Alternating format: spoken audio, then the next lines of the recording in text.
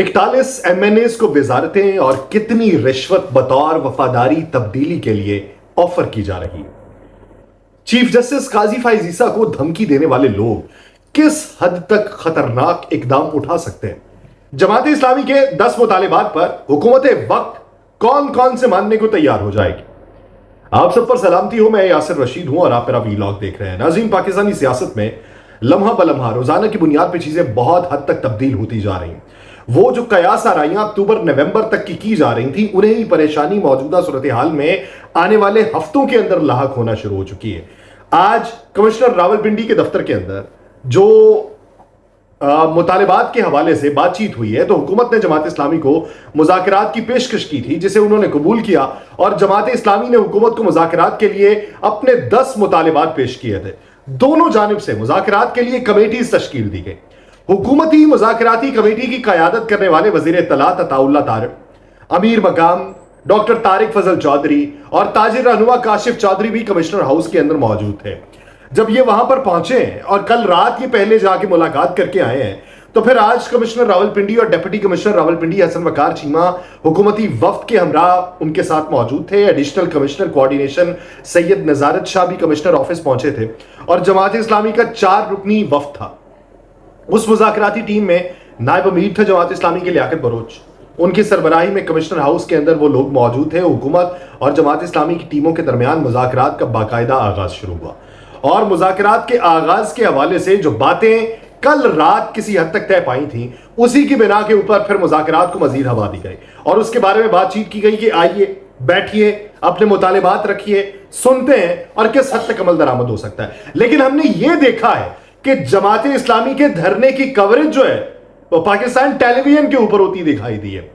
हुकूमत वक्त के खिलाफ होने वाले इकदाम की कवरेज पीटीवी के ऊपर हो रही थी। जमात इस्लामी ने हुकूमती मुज़ाकराती कमेटी के सामने 10 मुतालिबात रखे। पहला, हुकूमत 500 यूनिट बिजली इस्तेमाल करने वालों को 50% रियायत दे। दूसरा, हुकूमत पेट्रोलियम लेवी को खत्म करे। तीसरा, पेट्रोलियम मसनूआत में हालिया इजाफा फौरी वापस लिया जाए। अशियाए जरूरिया की कीमतों में 20% तक कमी की जाए। स्टेशनरी आइटम्स पर लगाए गए टैक्सेस फौरी खत्म किए जाए। उसके साथ मुतालिबा यह था कि हुकूमती अखराजात कम करके जो गैर तरक्याती अखराजात है उस पर 35% का कट लगाया जाए।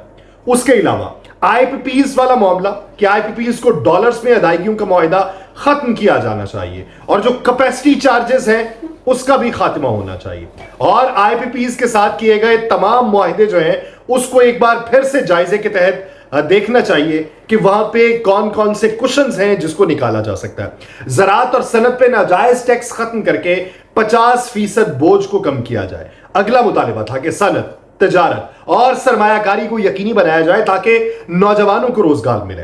फिर अगला मुतालिबा था कि तनख्वाहदार तबके पर टैक्स खत्म किए जाए और मुराद याफ्ता तबके को टैक्स नेट के अंदर लाया जाए।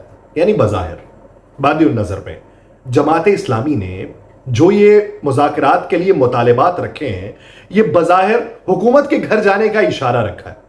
किसी दीवाने की इख्तरा के तौर पे आप हुकूमत वक्त से ये डिमांड करना शुरू कर दें कि जिस हुकूमत वक्त ने अपनी सियासत के खात्मे के हवाले से ये बात की हो कि हमने अपनी सियासत खत्म कर ली है, मुल्क को बचाया, अब हुकूमत को लेने के देने पड़ेंगे। एक तरफ जाके आप मुतालिबात भी सुन के आते हैं, मुज़ाकरात का दौर भी करते हैं और फिर ये सारी चीजें किस तरीके से मुमकिन हो पाएंगी कि आपने 13,000 अरब रुपए का टैक्स का हदफ रखा हुआ है, महसूलात को आपने जमा करना है और उसमें से 50% के करीब आपने सूद की मद में अदायगियां कर देनी है, तो हुकूमत वक्त के पास क्या ऑप्शन होगा?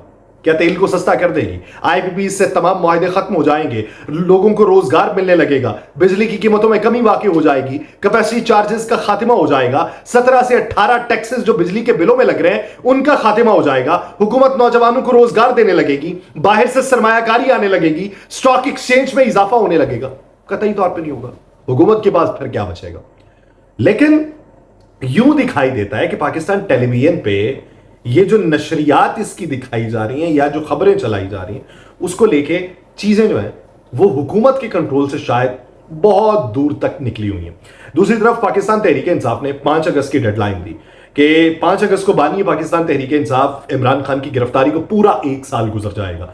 तो उन्होंने मुल्क के तूलो अर्ज में रैलीज निकालने का बाकायदा तौर पर इंदिया दे दिया कि अगर हम जिस तरीके से जमात इस्लामी ने जिस दिन ऐलान किया था उस दिन पाकिस्तान तहरीक इंसाफ भी रैलीज निकाल रही थी तो उनके कारकुनान को गिरफ्तार किया जा रहा था। असद कैसर साहब इसी बीच में ये क्लेम करते हैं कि हमारे 41 MNAs को दबाव का सामना है, उन्हें वफादारी तब्दील करने की सूरत में पैसों की ऑफर की जा रही है, वजारतों की पेशकश की जा रही है और ना मानने की सूरत में एंटी करप्शन के केसेस बना के तमगे दिए जाने की उन्हें इस वक्त इंदिया दिया जा रहा है और ये धमकी दी जा रही है। ये सूरत हाल जिसके अंदर 41 MNAs फंसे हुए हैं, क्योंकि हमने ये देखा है कि इलेक्शन कमीशन ऑफ पाकिस्तान की तरफ से 39 MNAs का बाकायदा तौर पे नोटिफिकेशन जारी हुआ कि ये जिन्होंने अपनी वफादारी, अपनी पार्टी का हलफ जो है वो जमा करवाया हुआ था कि हमारी वाबस्तगी पाकिस्तान तहरीक इंसाफ से है, उन 39 MNAs को हमने मान लिया।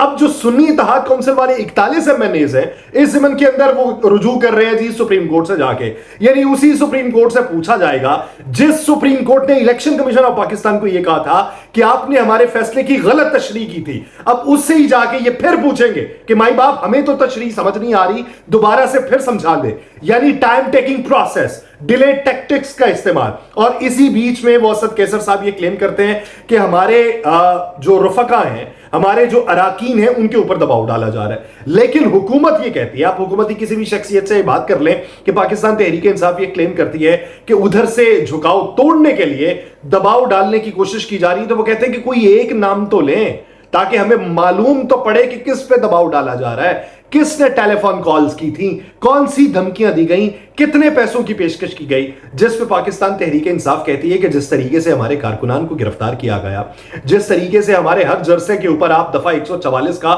नफाज कर देते हैं, जिस तरीके से हमारी हर जलसे या कॉर्नर मीटिंग की दरखास्त के ऊपर आपको थ्रेट अलर्ट मौसूल होना शुरू हो जाते हैं, तो इसके बाद भी आप जवाब पूछते हैं कि हमारे अराकीन के ऊपर दबाव डाला जा रहा है या हम ढकोसले कर रहे हैं। तो इस ज़िमन के अंदर हमें यह तो लगता है कि पाकिस्तान तहरीक इंसाफ की बातें ठीक हैं, लेकिन किस हद तक उसके ऊपर अपने बंदों को जोड़ के रखा जाएगा और उससे बात को आगे बढ़ाया जाएगा, यह एक बुनियादी सूरत हाल है। दूसरी तरफ 5 अगस्त को जो बात मीनार पाकिस्तान यानी ग्रेटर इकबाल पार्क में 14 अगस्त को जलसे की इजाज़त मांगने की तरफ हुई थी, और जिस पे जमात इस्लामी के बारे में अताउल्ला तारड़ साहब ये कह रहे हैं कि हमने तो लियाकत बाग रावलपिंडी में जलसे की इजाज़त दी थी, समझ से बाला तरह के इस्लामाबाद कैसे आ गए।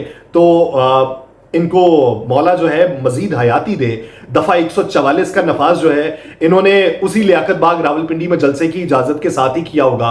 1200 से जायद कारकुनान जो उनके जमात इस्लामी के गिरफ्तार किए थे वो उसी दफा 144 या उस इजाजतनामे के साथ मशरूत भी होगा। आज जिन 35 कारकुनों को रिहा करने की बात की गई है, ये कोई घोस्ट होंगे, भूत होंगे जिन्हें आपने गिरफ्तार किया हुआ था और आपने जलसे की इजाजत देने के बावजूद भी शहरों से और घरों पे छापे मार के गिरफ्तार किया हुआ है। अगर आपके पास वक्त मिल चुका है तो अमीरुल अजीम साहब की जो गाड़ी आपने पकड़ रखी है और उनका ड्राइवर जाने किस थाने की किस जिम्नी में इस वक्त आपने दर्ज कर रखा है वो भी वापस भेज दीजिए। और अगर ये इजाजतनामे को सिर्फ बैलेंस करने के लिए आपने पाकिस्तान तहरीक इंसाफ को इजाजत नहीं दी थी और आपने अपने सबसे बड़े इत्तेहादी जरदारी साहब को भी माजरत कर ली कि आप 14 अगस्त को ग्रेटर इकबाल पार्क में जलसा नहीं कर सकते, तो हो सकता है कि आपके पास कोई रास्ता हो। लेकिन उससे पहले 5 अगस्त का मामला जो है वो पाकिस्तान तहरीक इंसाफ ने उठा दिया है कि खान की रिहाई के लिए जो भूख हड़ताली कैंप उन्होंने पार्लियामेंट के दरवाजे के ऊपर, जहां पे पार्लियामेंट के अंदर बैठे लोग सोच विचार कर रहे हैं कि उस शख्स के ऊपर आर्टिकल 6 लगाया जाएगा, यानी गद्दारी का मुकदमा लगाया जाएगा।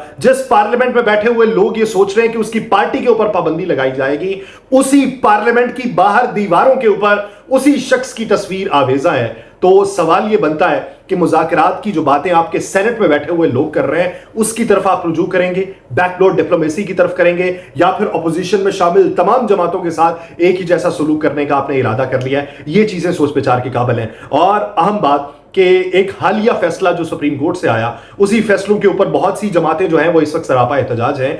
एक जमात की तरफ से बाकायदा तौर पे चीफ जस्टिस ऑफ पाकिस्तान के बारे में जो धमकी दी गई है, खुले अल्फाज में, मैं वो धमकी यहां पे बयान नहीं कर सकता, लेकिन जिन अल्फाज में वो धमकी दी गई लोगों को इश्तियाल दिलाने की जो कोशिश की जा रही है, वो मामला अपील में भी जाया जा सकता था।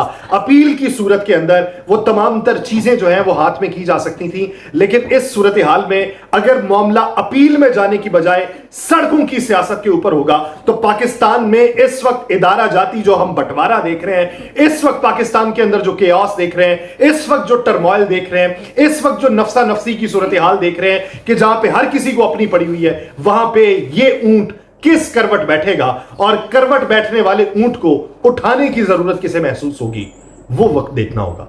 मुझे दीजिए इजाजत। अल्लाह निगहबान।